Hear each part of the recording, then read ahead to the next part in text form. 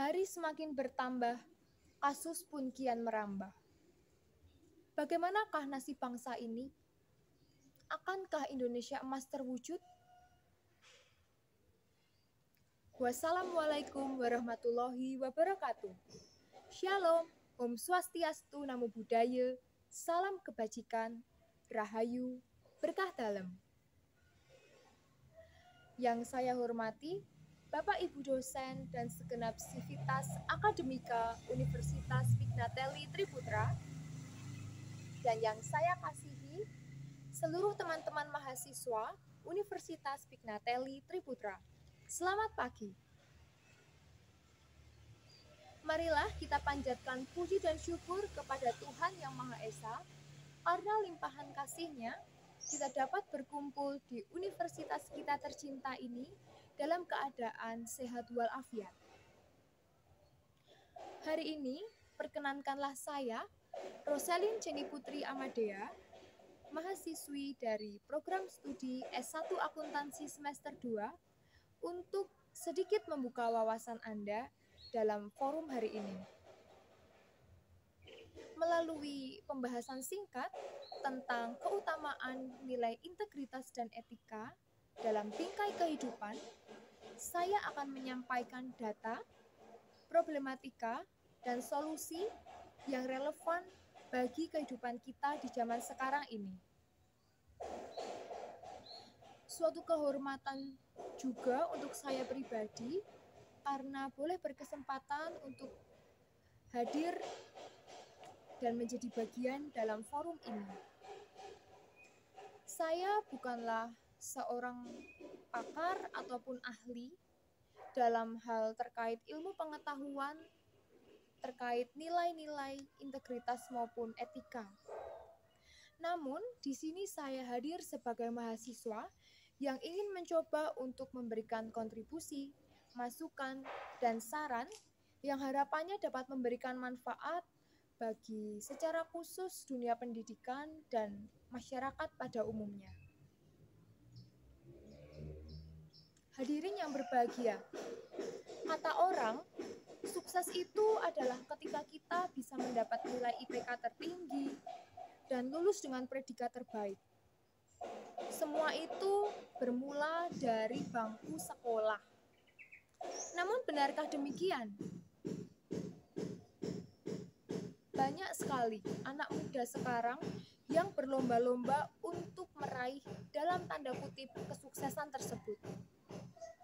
Mereka menjadi perfeksionis, acuh tak acuh, ambisius, ekspektasi tinggi.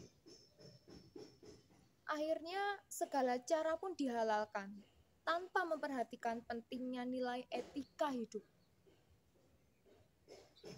Berdasarkan data Kapolres Jenderal Polisi Listio Sigit, di tahun 2024 Indonesia mengalami peningkatan kasus korupsi sebesar 1.280 kasus dengan tingkat kerugian mencapai 43,3 miliar rupiah. Hal ini pun akhirnya juga berimbas pada kondisi mentalitas bangsa kita yang semakin menurun.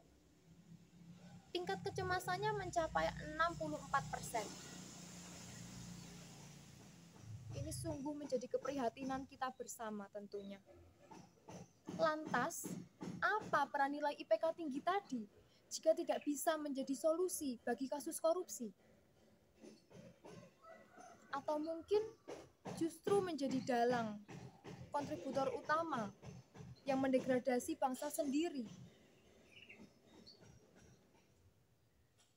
Tentu, setiap persoalan pasti ada solusi.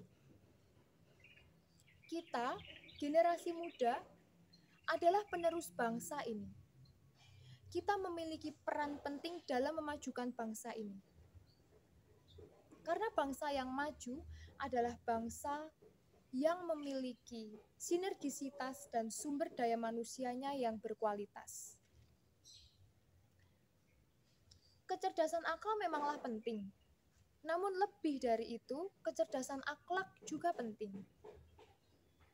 Dengan keseimbangan keduanya, maka tidak hanya saja kita dapat memajukan bangsa ini, tetapi kita akan membentuk bangsa ini menjadi lebih unggul dan berkualitas dalam hal sumber daya manusianya. Sekarang pun kita juga banyak sekali dihadapkan pada realitas kehidupan yang memprihatinkan. Banyak sekali anak-anak muda sekarang yang kehilangan personal brandingnya. Mereka cenderung ikut-ikutan satu sama lain.